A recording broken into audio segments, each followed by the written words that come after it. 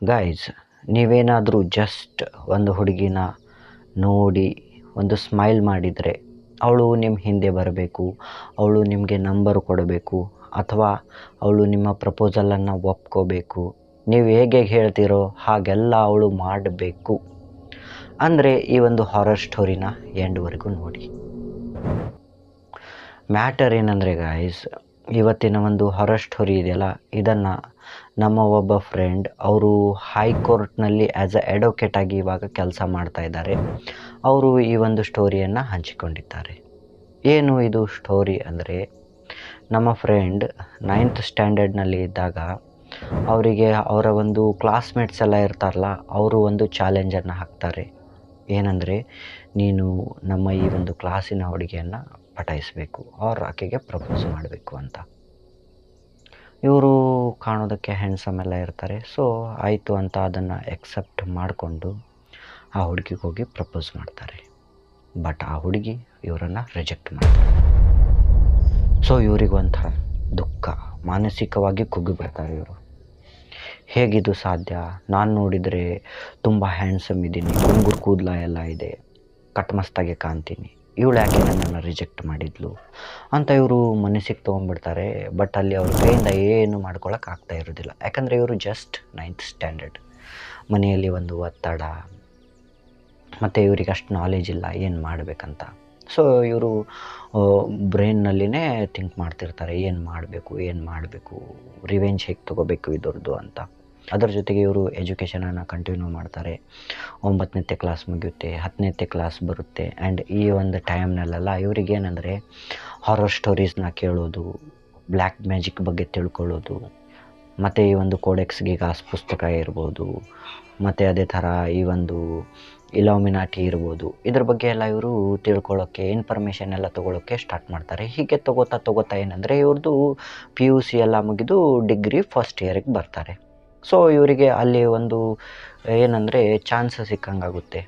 ಹೇಗೆ ಅಂದರೆ, ಈ ಡಿಗ್ರಿ ಬಂದಮೇಲೆ ಇವ್ರ ಮನೆಯಲ್ಲಿ ಇವರಿಗೊಂದು ಪರ್ಮಿಷನನ್ನು ಕೊಡ್ತಾರೆ. ಏನಂದರೆ, ನೀನು ಹೊರಗಡೆ ಎಲ್ಲಾದರೂ ಒಂದು ರೂಮನ್ನು ಮಾಡಿಕೊಂಡು ಓದಬಹುದು ಅಂತ. ಇವ್ರ ಮನೆಯಲ್ಲೂ ಒಂದು ರೂಮ್ ಇರುತ್ತೆ ಇವರಿಗಂತ. ಬಟ್ ಅದು ಬಿಟ್ಟು ಇವರು ಮನೆಯಲ್ಲಿ ಡಿಸ್ಟರ್ಬ್ ಆಗುತ್ತೆ ಅಂದರೆ ಹೊರಗಡೆನೂ ಒಂದು ರೂಮ್ ಮಾಡ್ಬೋದು ಅಂತ. ಸೊ ಸರಿ ಆಯಿತು ಅಂತ ಇವರು ಹೊರಗಡೆ ಒಂದು ರೂಮ್ ಮಾಡ್ತಾರೆ. ಆ್ಯಂಡ್ ಇವರಿಗೆ ತಲೆಯಲ್ಲಿ ಓಡ್ತಾ ಇರುತ್ತೆ, ನೋಡಿ ನಾನು ರಿವೆಂಜ್ ತೊಗೋಬೇಕು ಅಂತ, ನಾನು ಇನ್ನೂ ಹ್ಯಾಂಡ್ಸಮ್ ಆಗಬೇಕು, ನಾನು ಜಸ್ಟ್ ಯಾವುದಾದ್ರೂ ಒಂದು ಹುಡುಗಿಯನ್ನು ನೋಡಿ ಸ್ಮೈಲ್ ಮಾಡಿದರೆ ಅವಳು ನನ್ನ ಹಿಂದೆನೇ ಬರಬೇಕು ಅಂತ. ಸೊ ಅದೇ ಥರ ಮಾಡಬೇಕಂತ ಇವರು ಇವಾಗ ಏನು ಮಾಡ್ತಾರೆ ಅಂದರೆ, ಒಂದು ಪುಸ್ತಕನ ಓದ್ತಾರೆ. ಆ ಪುಸ್ತಕದಲ್ಲಿ ಏನಂದರೆ ಒಂದು ಮಂತ್ರ ಇರುತ್ತೆ, ಮತ್ತು ಕೆಲವೊಂದು ಮಾಟ ಮಂತ್ರದ ರಿಚುವಲ್ಸ್ ಇರ್ತವೆ. ರಿಚುವಲ್ಸ್ ಅಂದರೆ ನಮ್ಮ ಕನ್ನಡ ಭಾಷೆಯಲ್ಲಿ ವಿಧಿ ವಿಧಾನಗಳೆಲ್ಲ ಇರ್ತವೆ. ಸೊ ಆ ಒಂದು ವಿಧಿ ವಿಧಾನಗಳನ್ನು ಮಾಡೋದಕ್ಕೆ ಇವಾಗ ಇವರಿಗೆ ರೂಮ್ ಸಿಕ್ಕಿದೆ.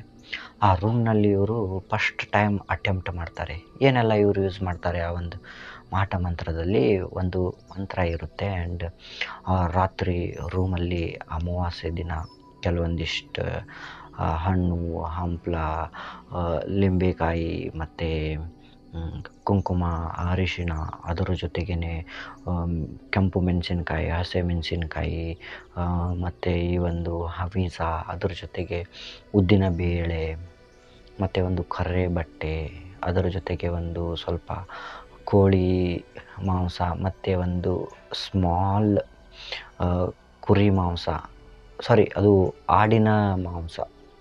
ಸೊ ಇದನ್ನೆಲ್ಲ ತೊಗೊಂಡು ಇವರು ರಾತ್ರಿ ಮಂತ್ರಗಳನ್ನೆಲ್ಲ ಉಚ್ಚಾರಣೆ ಮಾಡ್ತಾ ಇದ್ದಾರೆ. ಎಲ್ಲ ಹೋಗ್ತಾ ಇದೆ. ಬಟ್ ವಿಚಿತ್ರ ಏನಂದರೆ, ಅದು ಫಸ್ಟ್ ಟೈಮ್ ಏನಾಗುತ್ತೆ ಅಂದರೆ ಫೇಲ್ ಆಗಿಬಿಡುತ್ತೆ ಇವ್ರ ಕಡೆಯಿಂದ. ಸೊ ಫೇಲ್ ಆದಾಗ ಇವರು ಮತ್ತೆ ಒಬ್ಬ ಮಾಟಗಾರನ ಹತ್ರ ಹೋಗ್ತಾರೆ, ಒಂದು ಸ್ಮಶಾನದ ಹತ್ರ. ಅಲ್ಲಿ ಆ ಒಂದು ಸ್ಮಶಾನಕ್ಕೆಲ್ಲ ಹೋಗಿ ಮಾಟಗಾರರನ್ನೆಲ್ಲ ಭೇಟಿಯಾಗಿ ಅವ್ರ ಕಡೆಯಿಂದ ಕೆಲವೊಂದು ಟಿಪ್ಸ್ ಎಲ್ಲ ತೊಗೊಂಡು ಮತ್ತೆ ಮನೆಗೆ ಬರ್ತಾರೆ. ಮತ್ತೆ ಮುಂದಿನ ಅಮಾವಾಸ್ಯೆಗೆ ಇವರು ನೈಟ್ ಕೂತ್ಕೊಂಡು ಅದೇ ಥರ ಎಲ್ಲ ಒಂದು ಐಟಮ್ಸ್ಗಳನ್ನು ತೊಗೊಂಡು ಮಂತ್ರಗಳನ್ನು ಹೇಳೋದಕ್ಕೆ ಸ್ಟಾರ್ಟ್ ಮಾಡ್ತಾರೆ. ಆ್ಯಂಡ್ ಇಲ್ಲಿ ಕೆಲವೊಂದಿಷ್ಟು ರಿಸ್ಟ್ರಿಕ್ಷನ್ಸ್ ಸಹ ಇರ್ತವೆ. ಸೊ ಹೀಗೆ ಮಂತ್ರಗಳನ್ನು ಅಂತ ಹೋದಂಗೆ ಇವರಿಗೆ ಏನೋ ನನ್ನ ಜೊತೆ ಆಗ್ತಾ ಇದೆ ಅಂತ ಫೀಲ್ ಆಗುತ್ತೆ. ಹೇಗೆ ಫೀಲ್ ಆಗುತ್ತೆ ಅಂದರೆ, ಏನೋ ಒಂದು ತಣ್ಣನೆ ಗಾಳಿ ಬಂದು ಇವರು ದೇಹಕ್ಕೆ ಬಡ್ಕೊಂಡು ಹೋಗ್ಬಿಡುತ್ತೆ, ಇಷ್ಟೇ ಫೀಲ್ ಆಗುತ್ತೆ. ಸೊ ಇದಾದಮೇಲೆ ಇವರಿಗೆ ನಿದ್ದೆ ಎಲ್ಲ ಬರ್ತಾ ಇರುತ್ತೆ.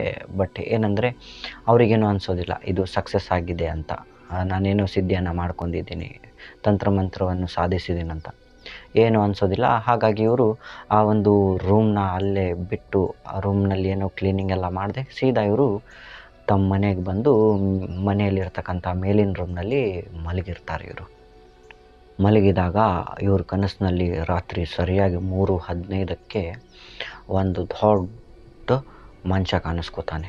ಅವನು 11ರಿಂದ 12 ಫೂಟ್ ಎತ್ತರ ಇರಬೇಕು, ಅಷ್ಟು ಉದ್ದನೇ ವ್ಯಕ್ತಿ ಕಾಣಿಸ್ಕೊತಾನೆ. ತುಂಬ ಕ್ರೂರವಾಗಿದ್ದಾನೆ, ಬ್ಲ್ಯಾಕ್ ಡ್ರೆಸ್ ಎಲ್ಲ ಹಾಕ್ಕೊಂಡಿದ್ದಾನೆ ಮತ್ತು ಅವನ ಫೇಸ್ ತುಂಬ ಗ್ಲೋಯಿಂಗ್ ಇದೆ. ಅವನು ಇವನ ಹತ್ರ ಸಮೀಪ ಬಂದು ಇವನ ಬಾಯಿಯನ್ನು ಓಪನ್ ಮಾಡಿ ಇವನ ಬಾಯಿಯಲ್ಲಿ ಏನೋ ಒಂದು ಹಾಕ್ತಾನೆ, ಒಂದು ಹನಿ ಡ್ರಾಪ್ ಹಾಕ್ತಾನೆ. ಇವನು ಒಂದು ಹನಿ ನೀರೋ ಏನೋ ಹಾಕ್ತಾನೆ, ಹಾಕಿ ಹೋಗಿಬಿಡ್ತಾನೆ. ಅವನು ಹೋಗಿಬಿಟ್ಟ ತಕ್ಷಣವೇ ಈ ಒಂದು ಏನು ಮಲಗಿದಾರಲ್ಲ ನಮ್ಮ ಫ್ರೆಂಡ್, ಅವ್ರ ತಲೆಯಲ್ಲಿ ಏನೋ ಒಂಥರ ಮಾತುಕತೆಗಳು ಬರೋಕ್ಕೆ ಸ್ಟಾರ್ಟ್ ಆಗ್ತವೆ. ಅಂದರೆ ಯಾರ್ಯಾರೋ ಬೇರೆ ಬೇರೆ ಜನ ಎಲ್ಲ ಮಾತಾಡ್ದಂಗೆ ಕೇಳಿಸೋದು, ಒಂದೊಂದು ಥರ ವಿಚಿತ್ರ ಶಬ್ದಗಳು ಬರ್ತವೆ ಮತ್ತು ಏನೇನೋ ಆಗೋಕ್ಕೆ ಸ್ಟಾರ್ಟ್ ಆಗುತ್ತೆ. ಬಟ್ ಇವ್ರ ಕೈಯಿಂದ ಹೇಳೋಕ್ಕಾಗ್ತಾಯಿಲ್ಲ. ಸೊ ಹೀಗೆ ಒಂದು ಸ್ವಲ್ಪ ಟೈಮ್ ಆದಮೇಲೆ ಇವ್ರ ತಾಯಿ ಮಾರ್ನಿಂಗ್ ಬಂದು ಇವರನ್ನು ಎಬ್ಬಿಸ್ತಾರೆ. ಎಬ್ಬಿಸಿ ನೋಡಿದರೆ ಇವರು ಮಲ್ಕೊಂಡೇ 2 ದಿನ ಆಗಿತ್ತಂತೆ. ಅವ್ರ ತಾಯಿಯವ್ರು ಹೇಳ್ತಾರೆ, ಏನು ನೀನು 2 ದಿನದ ಗಟ್ಟಲೆ ಎಲ್ಲ ಮಲ್ಕೊಂಡು ಬಿಟ್ಟಿದ್ದೀಯಲ್ಲ, ಏನಾಗಿದೆ ನಿನಗೆ, ಎದ್ದೇ ಇಲ್ಲ ಅಂತ ಅಂದು ಅವ್ರ ತಾಯಿ ಏನು ಅಂದ್ಕೊಂಡಿದ್ದಾರೆ ಅಂದರೆ ಇವನು ಏನೋ ಒಂದು ಡ್ರಗ್ಸ್ ಏನೋ ತೊಗೊಂಡ್ಬಿಟ್ಟಿದ್ದಾನ ಅಂತ. ಬಟ್ ಇವನಿಲ್ಲಿ ಮಾಟ ಮಂತ್ರ ಮಾಡಿ ಮಲಗಿದ್ದಾನಂತ ಅವ್ರಿಗೆ ಗೊತ್ತೇ ಇಲ್ಲ. ಅದೇ ಥರ ಏನಂದರೆ ನಮ್ಮ ಫ್ರೆಂಡ್ ಅವರು ಏನಂತಾರಂದರೆ, ಹೋಗಲಿ ಬಿಡು, ನಮ್ಮ ತಾಯಿಗೆ ಇದೇ ಒಂದು ನಾನು ಡ್ರಗ್ಸ್ ತೊಗೊಂಡಿದ್ದೇನೆ ಅಂತಲೇ ತಿಳ್ಕೊಂಡವರು ಸಮಾಧಾನವಾಗಿರಲಿ, ಅಕಸ್ಮಾತ್ ನಾನೇನಾದರೂ ಮಾಟ ಮಂತ್ರ ಮಾಡಿದ್ದೇನಂತ ಗೊತ್ತಾದರೆ ಎಲ್ಲ ಆ ರೂಮ್ಗೆ ಹೋಗೋದೇ ಬಿಡಿಸ್ತಾರೆ ಅವರು ಅಂತ ಇವರು ಹಾಗೆ ಸುಮ್ಮನೆ ಇದ್ದು ಬಿಡ್ತಾರೆ. ಮಾಟ ಮಂತ್ರದ ಬಗ್ಗೆ ಏನೂ ಹೇಳೋದಿಲ್ಲ. ಇವರಿಗೊಂದು ಖುಷಿ ಇದೆ ಇಲ್ಲಿ, ಏನೋ ನಮ್ಮ ತಾಯಿ ಈ ಥರ ತಿಳ್ಕೊಂಬಿಟ್ಟಿದ್ದಾರಂತ. ಸೊ ಹೀಗೆ 1-2 ದಿನಗಳು ಹೋಗ್ತವೆ ಆ್ಯಂಡ್ ಇವರು ಮನೆ ಹೊರಗಡೆ ಹೋಗ್ತಾರೆ. ಮನೆ ಹೊರಗಡೆ ಹೋಗಿ ಜಸ್ಟ್ ಒಂದು ಹುಡುಗಿನ ನೋಡಿ ಸ್ಮೈಲ್ ಮಾಡ್ತಾರೆ. ಆ್ಯಂಡ್ ಆ ಹುಡುಗಿ ಇವಳ ಹಿಂದೆ ಬರೋಕ್ಕೆ ಸ್ಟಾರ್ಟ್ ಮಾಡ್ತಾಳೆ. ಇವರು ಫುಲ್ ಖುಷಿ ಆಗಿಬಿಡ್ತಾರೆ. ಅಂದರೆ ನನಗೆ ಈ ಒಂದು ವಿದ್ಯೆ ಒಲಿದು ಬಿಟ್ಟಿದೆ, ಇವಾಗ ಬ್ಲ್ಯಾಕ್ ಮ್ಯಾಜಿಕ್ನಲ್ಲಿ ನಾನು ಮಹಾರಥವನ್ನು ಪಡ್ಕೊಂಡಿದ್ದೀನಿ ಅಂತ ಒಂದು ಇವರು ಎಲ್ಲ ಥರ ಒಂದು ಎಂಜಾಯ್ಮೆಂಟನ್ನು ಮಾಡೋಕ್ಕೆ ಸ್ಟಾರ್ಟ್ ಮಾಡ್ತಾರೆ. ಇವರು ಎಲ್ಲ ಥರದ ವಯಸ್ಸಿನ ಮಹಿಳೆಯರ ಜೊತೆ ಸಂಬಂಧ ಮಾಡೋಕ್ಕೆ ಸ್ಟಾರ್ಟ್ ಮಾಡ್ತಾರೆ. ಫಾರ್ ಎಕ್ಸಾಂಪಲ್, ಇವರು 18 ಏಜಿನ ಹುಡುಗಿ ಜೊತೆನೂ ಶಾರೀರಿಕ ಸಂಬಂಧ ಮಾಡ್ತಾರೆ ಆ ಒಂದು ಟೈಮ್ನಲ್ಲಿ. ಅದೇ ಥರ ಇವರು 22 ಏಜಿನ ಹುಡುಗಿ ಜೊತೆನೂ ಮಾಡ್ತಾರೆ, 30 ವಯಸ್ಸಿನ ಹೆಣ್ಣುಮಗಳ ಜೊತೆನೂ ಮಾಡ್ತಾರೆ, ಮತ್ತು 45 ಏಜಿನ ಆಂಟಿ ಜೊತೆ, 26ರ ಮದುವೆ ಆಗದ ಮಹಿಳೆಯ ಜೊತೆ, ಎಲ್ಲರ ಜೊತೆನೂ ಇವರು ಖುಷಿಯಲ್ಲಿ ಹೋಗ್ಬಿಡ್ತಾರೆ. ಇವರು ಶಾರೀರಿಕ ಸಂಪರ್ಕ ಮಾಡೋದು, ಲೈಂಗಿಕವಾಗಿ ತೊಡಗಿಕೊಳ್ಳೋದು, ಈ ಥರ ಎಲ್ಲ ಮಾಡ್ತಾರೆ. ಮಾಡಿ 1-2 ತಿಂಗಳಾದ ಮೇಲೆ ಇವರಿಗೆ ಹೆವಿ ತಲೆನೋವು ಆಗೋದು ಮತ್ತು ಹೊಟ್ಟೆ ಭಾಗದಲ್ಲಿ ನೋವು ಬರೋದು, ಮೈ ತುಂಬ ಏನಂದರೆ ಒಂಥರ ಗುಳ್ಳೆಗಳು ಎಳ್ಕೊಳ್ಳೋದು, ಈ ಥರ ಎಲ್ಲ ಆಗೋಕ್ಕೆ ಸ್ಟಾರ್ಟ್ ಆಗುತ್ತೆ. ಒಂಥರ ಮಚ್ಚೆಗಳೆಲ್ಲ ಏಳೋಕ್ಕೆ ಸ್ಟಾರ್ಟ್ ಆಗ್ತವೆ ಚರ್ಮದಲ್ಲಿ, ಏನೋ ಚರ್ಮ ರೋಗ ಬಂದಂಗೆಲ್ಲ ಆಗುತ್ತೆ. ಹೊಟ್ಟೆ ಮಾತ್ರ ತುಂಬ ನೋವ್ತಾ ಇರುತ್ತೆ ಇವರಿಗೆ.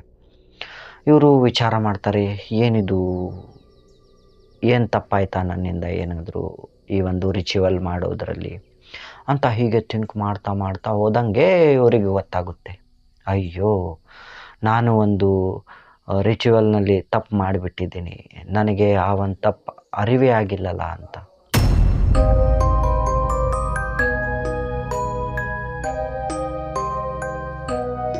ಅಂದರೆ ಇವ್ರೇನು ಮಿಸ್ಟೇಕ್ ಮಾಡಿದ್ದಾರಂದರೆ, ಈ ಒಂದು ಸಿದ್ಧಿ ಆದ 13ನೇ ದಿನಕ್ಕೆ ನಾನೇನು ಅಂದಿದ್ನಲ್ಲ, ಆ ಒಂದು ಆಡಿನ ಚಿಕ್ಕ ಪೀಸನ್ನು ಇವರು ಬೆಂಕಿಯಲ್ಲಿ ಆಹುತಿ ಕೊಟ್ಟಿದ್ರು ಅಂತ.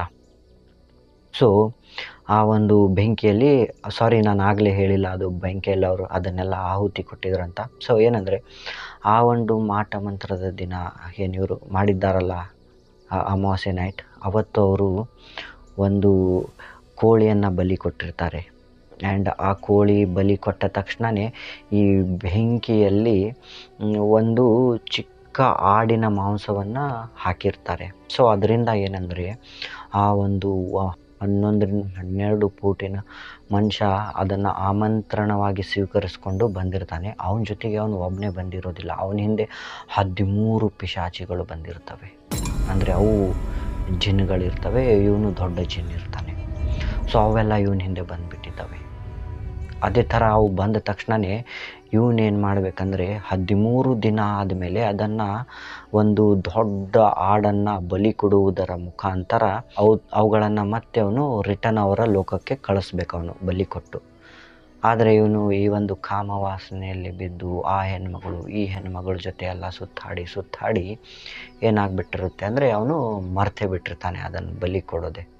ಸೊ ಅವು ಇವಾಗ ಇವನ ದೇಹದಲ್ಲಿ ಸೇರಿಕೊಂಡು ಎಲ್ಲರಿಗೆ ಕಾಡ್ಸೋಕ್ಕೆ ಸ್ಟಾರ್ಟ್ ಮಾಡ್ತವೆ. ಅಂದರೆ ಇವನಿಗೆ ಅವು ಶಾರೀರಿಕ ಸುಖವನ್ನು ಅನುಭವಿಸೋದಕ್ಕೆ ಬಿಡ್ತಾ ಇರೋದಿಲ್ಲ. ಇವನು ಯಾವುದಾದ್ರೂ ಒಂದು ಮಹಿಳೆ ಜೊತೆ ಸಂಪರ್ಕವನ್ನು ಮಾಡಿದರೆ ಇವನ ಬದಲಿಗೆ ಅವೇ ಅನುಭವಿಸ್ತಾ ಇರ್ತವೆ ಇವನ ದೇಹದಲ್ಲಿ ಇದ್ಕೊಂಡು. ಬಟ್ ಇವನಿಗೆ ಅದು ಟಾರ್ಚರ್ ಫೀಲ್ ಆಗುತ್ತಾ ಇರುತ್ತೆ. ಇವನು ಮನಸ್ಸಿಂದ ಇವನು ಅಲ್ಲಿ ಅಬ್ಸೆಂಟ್ ಇರ್ತಾನೆ. ಈ ಥರ ಎಲ್ಲ ಆಗೋಕ್ಕೆ ಸ್ಟಾರ್ಟ್ ಆಗುತ್ತೆ. ಇವನಿಗೆ ಇದು ತುಂಬ ಭಯ ಆಗಿಬಿಡುತ್ತೆ, ಏನಿದು ತಪ್ಪು ಮಾಡಿಬಿಟ್ನಲ್ಲ ನಾನು ಅಂತ. ಆ್ಯಂಡ್ ಅವಾಗೇನು ನಾನು ಹೇಳಿದ್ನಲ್ಲ, ಫೇಲ್ ಆದಾಗ ಫಸ್ಟ್ ಸತಿ ಇವನೇನು ಅಟೆಂಪ್ಟ್ ಮಾಡಿದ್ದ ಆ್ಯಂಡ್ ಫೇಲ್ ಆದ ಅಂತ ಹೇಳಿದ್ನಲ್ಲ, ಆವಾಗೂ ಅವನು ಒಂದು ಸ್ವಾಮೀಜಿ ಅಂದರೆ ಒಂದು ಅಗೋರಿ ಹತ್ರ ಹೋಗಿರ್ತಾನೆ, ಮಾಟ ಮಂತ್ರ ಮಾಡೋರ ಹತ್ರ ಅಂತ ಹೇಳಿದ್ನಲ್ಲ. ಸೊ ಅವರು ಅದೇ ಹೇಳಿರ್ತಾರೆ, 13 ದಿನ ಆದಮೇಲೆ ನೀನು ಯಾವುದೇ ಕಾರಣಕ್ಕೂ ಈ ಒಂದು ಬಲಿಯನ್ನು ಕೊಡಬೇಕು ಅಂತ. ಬಟ್ ಇವನು ಇಲ್ಲಿ ಕೊಟ್ಟಿರೋದಿಲ್ಲ. ಅದೇ ಥರ ಇವಾಗ ಏನು ಮಾಡ್ತಾನೆ, ಇವನು ವಿಚಾರ ಮಾಡಿ ಇದರಿಂದ ಹೇಗಾದರೂ ನಾನು ಉಳ್ಕೋಬೇಕಲ್ಲ ಅಂತ ಇವನು ಮತ್ತೆ ಆ ಒಂದು ಮಾಟ ಮಂತ್ರ ಮಾಡೋರನ್ನು ಹುಡುಕ್ತಾ ಅವರ ಜಾಗಕ್ಕೆ ಹೋಗ್ತಾನೆ, ಅವ್ರ ಪ್ಲೇಸ್ಗೆ ಹೋಗಿ ಅಲ್ಲಿ ಕೇಳ್ತಾನೆ ಅವನು, ಈ ಥರ ಆಯಿತು ನನ್ನಿಂದ ತಪ್ಪು, ಏನು ಮಾಡಬೇಕು ಇವಾಗ ಅಂತ ಅಂದಾಗ ಆ ಒಂದು ಮಾಟಗಾರರು ಹೇಳ್ತಾರೆ, ನೀವೇನು ಮಾಡೋ ಅವಶ್ಯಕತೆ ಇಲ್ಲ, ಇವಾಗ ಟೈಮ್ ಮುಗಿದು ಹೋಗಿದೆ, ನೀವು ಏನು ಮಾಡಬೇಕಾಗಿದ್ರೂ ಆವಾಗೇ ಮಾಡಬೇಕಿತ್ತು. ಇವಾಗ ನೀವು ಏನಾದರೂ ಬೇರೆ ಹೆಣ್ಮಕ್ಕಳ ಜೊತೆ ಶಾರೀರಿಕ ಸಂಬಂಧ ಮಾಡಿದರೆ ನಿಮಗೆ ತೊಂದರೆ ಆಗುತ್ತೆ, ನಿಮ್ಮ ಹೊಟ್ಟೆ ನೋವು ಬರೋದು ಕನ್ಫರ್ಮ್ ನಿಮಗೆ. ಆ್ಯಂಡ್ ನೀವೇನಾದರೂ ಒಂದು ಮಹಿಳೆಯ ಜೊತೆ 1 ತಿಂಗಳಿಗಿಂತ ಹೆಚ್ಚಿಗೆ ಶಾರೀರಿಕ ಸಂಪರ್ಕ ಮಾಡಿದರೆ ಆ್ಯಂಡ್ ಅವಳಿಗೆ ನೀವು ರಿಯಲಿ ಲವ್ವನ್ನು ಮಾಡಿ ಅದನ್ನು ನೀವು ಎಕ್ಸ್ಪ್ರೆಸ್ ಮಾಡಿದರೆ ನೀವು ಆ 1 ತಿಂಗಳಾದ ತಕ್ಷಣವೇ ಸಾಯ್ತೀರಿ ಅಂತ ಹೇಳ್ತಾರೆ. ಸೊ ಇವ್ರಿಗೆ ಒಂಥರ ಶಾಕ್.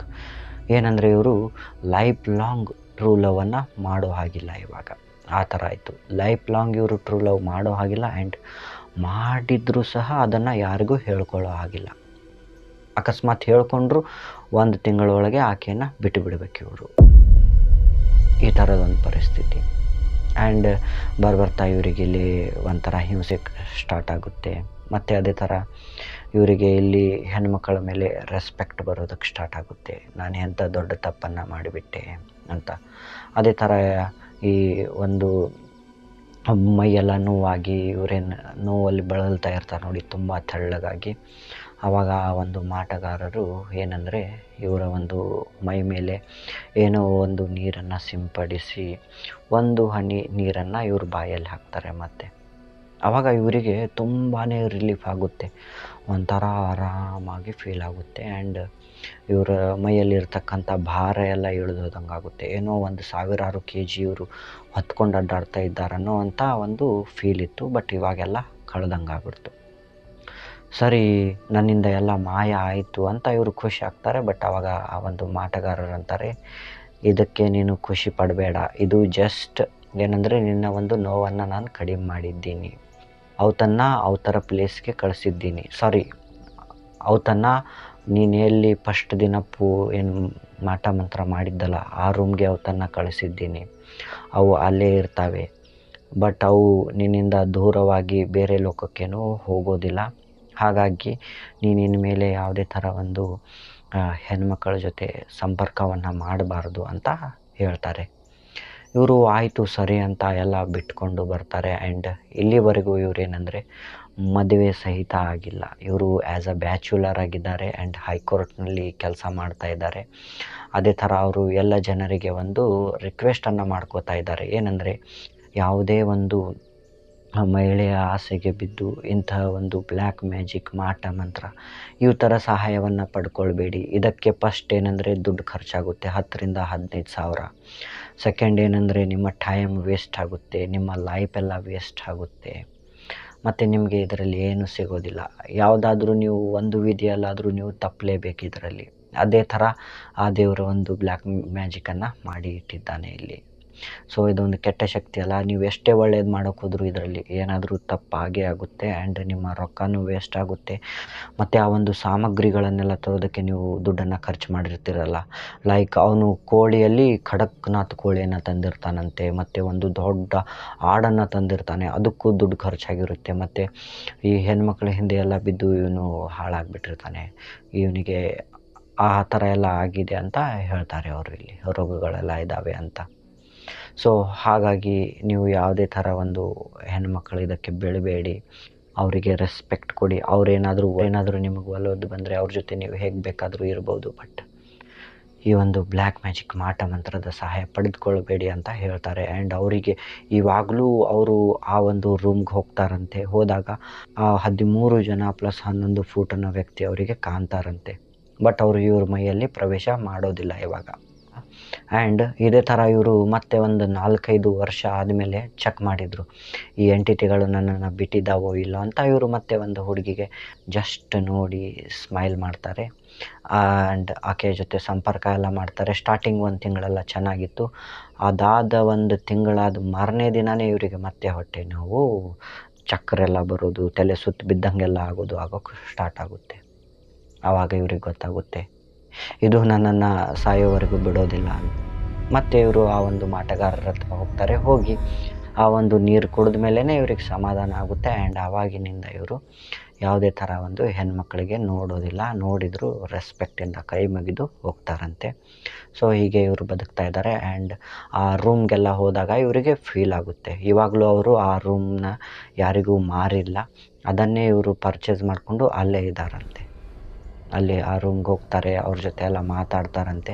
ಬಟ್ ಶಾರೀರಿಕ ಸಂಪರ್ಕ ಮಾಡೋಕ್ಕೆ ಹೋದರೆ ಅವು ಇವರಲ್ಲಿ ಒಳಗೆ ಸೇರಿಕೊಂಡು ಇವರಿಗೆ ಹಾರ್ಮ್ ಮಾಡ್ತಾ ಇದ್ದಾವಂತೆ. ಈ ಥರದೊಂದು ಸ್ಟೋರಿಯಾಗಿತ್ತು. ಇದರಲ್ಲಿ ಎಷ್ಟು ಸತ್ಯಾಸತ್ಯತೆ ಇದೆ ನನಗೂ ಗೊತ್ತಿಲ್ಲ ಗಾಯ್ಸ್. ಅವರು ಈ ಒಂದು ಎಕ್ಸ್ಪೀರಿಯನ್ಸ್ನ ಹೇಳ್ಕೊಂಡ್ರು.